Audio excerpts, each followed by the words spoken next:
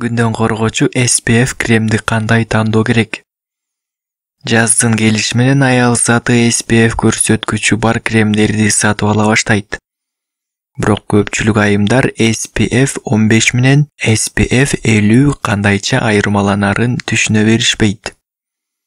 Бул сандардын арасында күн ваннасын кабыл алуучу убакыттар тууралуу көрсөткүчтөр катылган.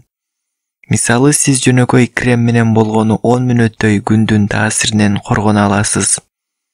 Ал эми SPF 15 болжол менен 2,5 саат түз тийген күн нурунан сактанса болот. Ал эми көлөкө жерде 15 эсе көп убакытка чейин бул крем күндүн ультра кызгылт нурларынан коргой алат. Демек анда SPF 50 күнү бою колдонсо болобу деген суроо туулат. Албетте жок. Кайсы гана күндөн коргоочу кремди болбосун, 2-3 саатта кайра сүртүп туруу кажет. Болгону цифралык көрсөткүчтүн өсүшү менен анын коргоочу даражасы жогорулайт.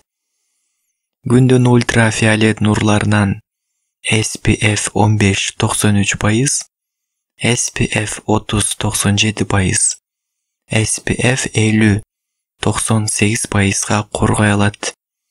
Бир караганда айырмачылык деле сезилбеген сыяктуу. Бирок пайыздык көрсөткүчтөр канчалык кажет? Анын айырмасы жогору даражадагы коргоого муктаждарга байланыштуу. Денесинде так көп түшкөн айымдар, сары ак саргыл, ак жумал айымдар күнгө бат эле күйүп кеткенге жөндөмдүү.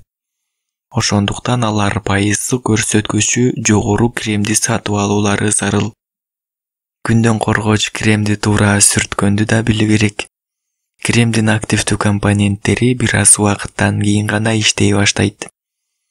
Ошондуктан көчөгө чыгардан 15 мүнөт мурда крем сүйкөгөн туура. Андан соң ар бир 2-3 саатта сүртүп туруу кажет. Ошондой эле өткөн жылдан калган кремдер коргобой турганын эске ала жүргөн оң.